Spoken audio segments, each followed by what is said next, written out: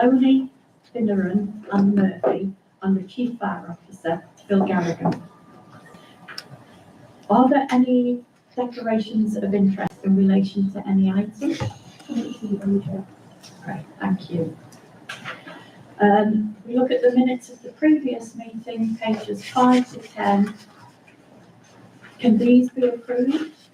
Do you all agree? Okay. Item 4, Treasury Management 23-24 Annual Report, pages 11 to 22. The Director of Finance and Procurement, Mike Rea, will talk us through the report. The purpose of the report is to advise members of the activities of the Treasury Management operation and the actual performance of these improved potential indicators in 23-24. This report meets the requirements of the CIFA Code of Practice on Treasury Management and the CIFA Prudential Code for Capital Finance and other authorities. The authority is required to comply with both codes and regulations issued under the Local Government Act 2003. It is recommended that members note the Treasury Management Annual Report for 23-24 attached as Appendix A. Members approved the Treasury Management Strategy within the 23-24 budget and medium-term financial plan at the authority budget meeting in February 2023. And members have received regular updates on the Treasury Management performance against the strategy as part of the quarterly financial review report and the interim Treasury Management report during 23-24. This report advises members of the outturn position for Treasury Management activities and its performance in 23-24. As per paragraph 8 on page 13, the report confirms that Treasury Management activity for the year has been carried out in line with the approved strategy and within the borrowing and Treasury Management limits set by the authority throughout the year. Appendix A, pages 17 to 22, summarises the Treasury Management activity for 23-24 and confirm no new borrowing was arranged in the year. Outstanding debt remained at 33.7 million throughout the year. Investments reduced from 35.5 million to 26.4 million. And Treasury Management practices have maintained full compliance with the approved strategy and relevant codes and statutes. Not in the report, but I can confirm that recently the Treasury Management Services of Liverpool City Council has been audited through the internal audit department and got a good audit report on the internal audit. Members are asked to note the report and I'm happy to take any questions. Any questions? Can I ask just a technical question, which is to do with it's under annual investment strategy and performance indicators. It's the sterling overnight rate. Like what exactly is that? So that is what we compare to if you have to just put the actual amounts in the bank over that. So it's the overnight rate, and then you compare investment to what that will come back at. It's just an interest rate. Okay. Thank you very much. Okay, it is recommended that members note the Treasury Management Annual Report. Is that agreed? Agreed. Okay. On to item number 5, the Annual Government Statement 2023 to 2024, pages 23 to 38. Again, the Director of Finance and Procurement, Mike Rea, will talk us through. The purpose of this report is to present members the authority's annual government statement. This statement fulfills the authority's statutory requirements to prepare a statement of internal control in accordance with proper practices and to present an annual review of the effectiveness of the current system. It is recommended that members approve the 23-24 annual government statement. The authority is required to prepare an annual statement reviewing the authority's governance and systems of internal control that were in operation during the year. The annual governance statement attached as Appendix A to the report meets this requirement. Points 3 on page 28 to 3.4.8 on page 31 outline the key elements of the governance and internal control systems and processes. Point 4 on page 31 to point 4.6.2 on page 36 considers the effectiveness of these systems and processes. And point 4.7.1 on page 36 confirms that the current governance and internal control arrangements continue to be regarded as fit for purpose and that the review provides an acceptable overall assurance of the effectiveness of the authority's system of internal control. Point 5 on page 36 outlines some potential risks and challenges that the authority may face in 24-25 in the future. The current belief is that the authority has sufficient financial resilience to meet these challenges, or if necessary, allow the authority time to approve plans to meet these challenges on a permanent basis. Members are asked to approve the annual governance statements and that the Chair sign the statement on behalf of the authority. Happy to take any questions. Are there any questions? I'd just like to look at page 35, 4.4.6 is the CIPRA statement of principles of good financial management. There's no significant areas of weakness have been identified, so we're all happy that risk management and arrangements are in place for the continued effectiveness of necessary rescue. Are we all happy to recommend, approve the annual government statements? Thank you. And we'll move on to item number 6, Mazars Audit Progress Report 2023-2024. Again, the Director of Finance and Procurement might really talk us through. Thank you, Mr. Chair. The purpose of this report is to present members with Mazars Audit Progress Report that outlines the auditor's approach towards the authority's 23-24 financial statements. It is recommended that members note Mazars Audit Progress Report for 23-24 and the timing of the authority's 23-24 audit of the financial statements.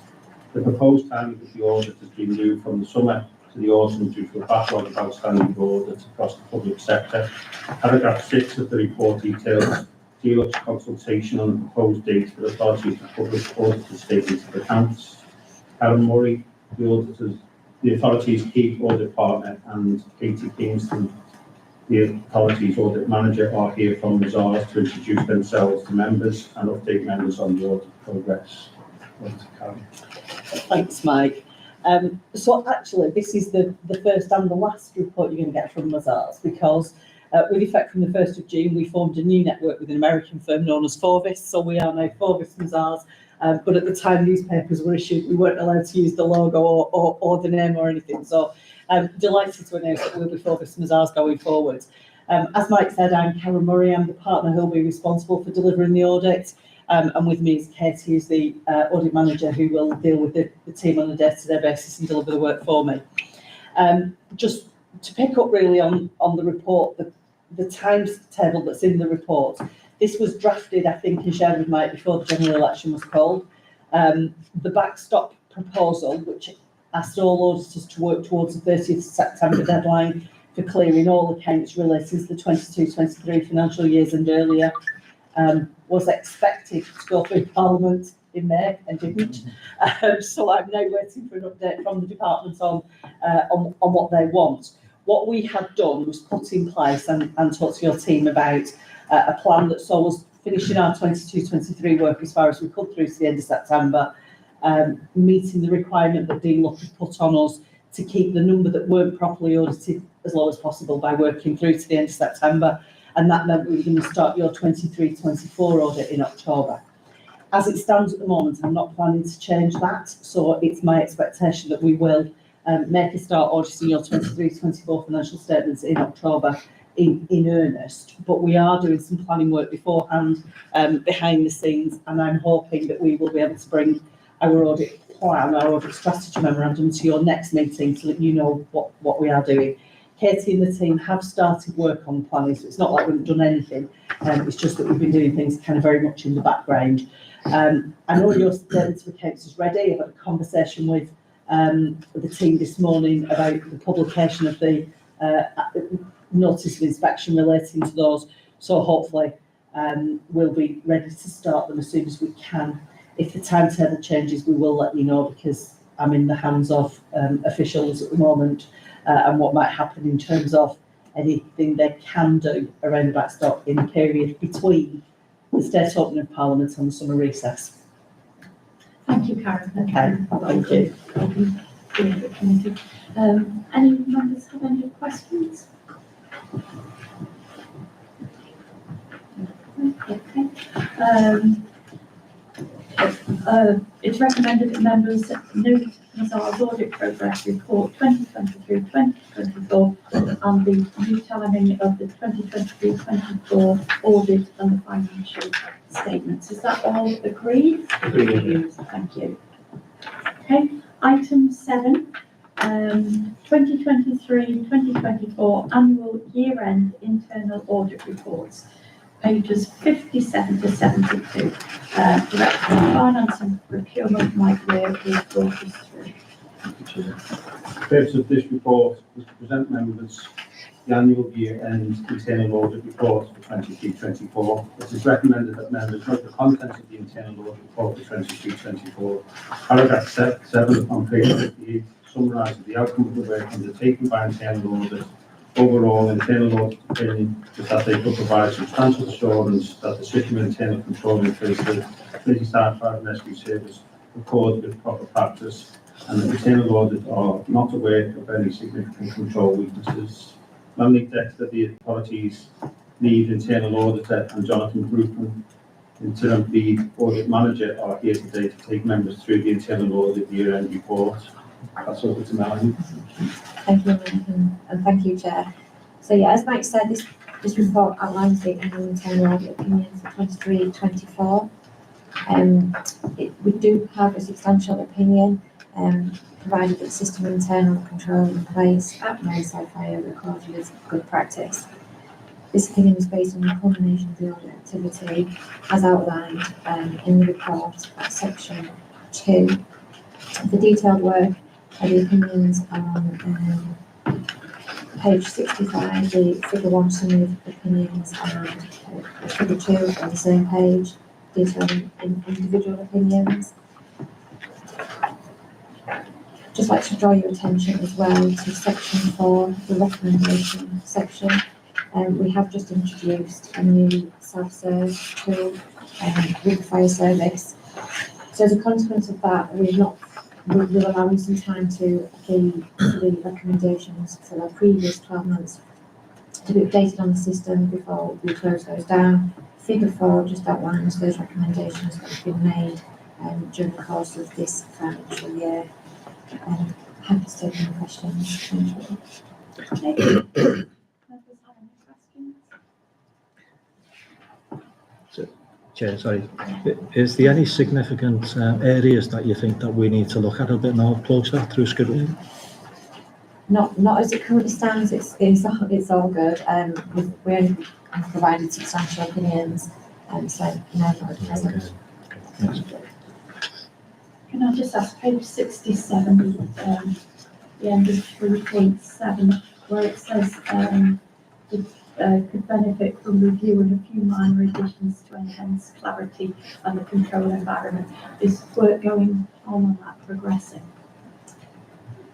Yeah, so we've only recently issued the audit report, I think in the last 3 or 4 weeks on that one. As I understand it, the work has already started in improving those service instructions. Okay, lovely, thank you. Do you know when the draft report for bullying, harassment and discrimination processes will end? So it's currently a draft report stage now, but we've not actually issued it to the fire service as yet. But it will be within the next week. Is that a unique draft? No, Or is all audits have various different stages: the field work, the review stage, the draft, and the final. So yeah, we don't report the opinion until it's finalised. Thank you for presenting. The recommendation is that members know the contents of the internal audit report for 2023-2024. Is that agreed? Thank you. On to item number 8, 2024 to 2025 internal audit plan, pages 73 to 84. And again, Director of Finance and Procurement, Mike Reid, will take us through. Mike Reid. The purpose of the report is to notify members of the proposed internal audit plan for 24-25 and to seek comments from members on the plan. It is recommended that members consider any comments or opinions they may have of the proposed audit plan and approve the 24-25 internal audit plan. The plan must include a review of fundamental financial systems in order to provide assurance to the authority, the Director of Finance and Procurement, and external audit that these systems have met the required financial administration standards, including the relevant internal control processes. 40 audit days have been allocated for this work. Internal audit and SLT have considered what strategic review should be put forward for 24-25 and have allocated 38 audit days to cover the 3 strategic reviews outlined in Appendix A. The balance of audit days is taken up by ad hoc investigations, unplanned audits and audit management work.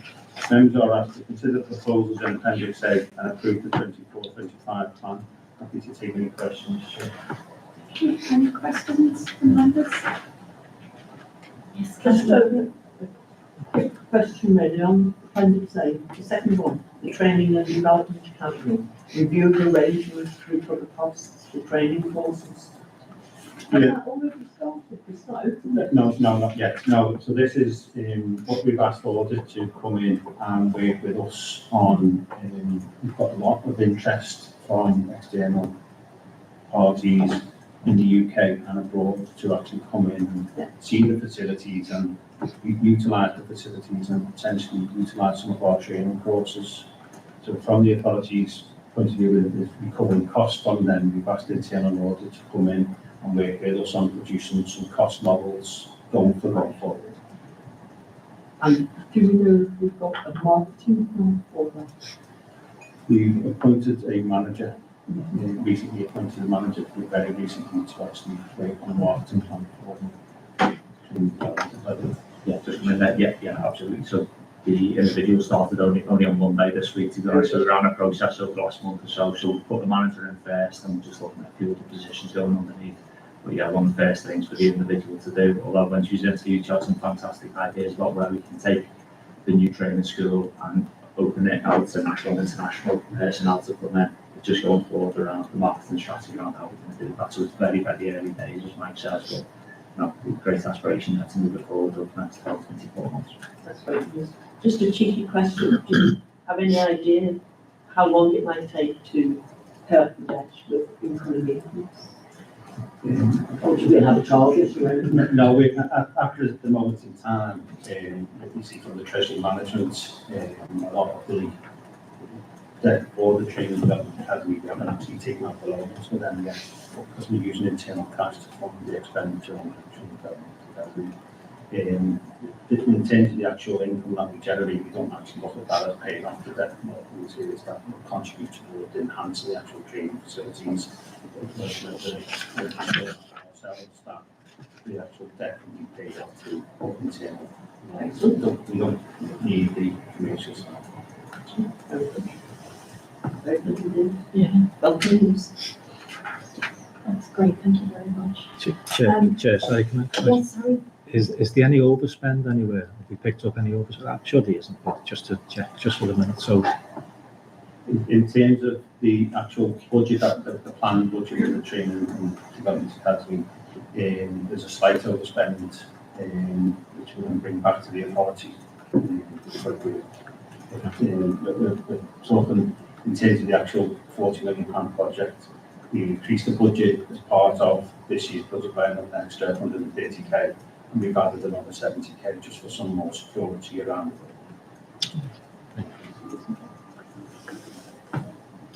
Thank you. It's recommended that members consider any comments or opinions they might have on the proposed audit and approve the 2024 and 2025 internal audit plan. Is that agreed? Agreed. Thank you. The meeting has now closed. Please note the next meeting will be agreed at the AGM. So we'll get the next one. Thank you.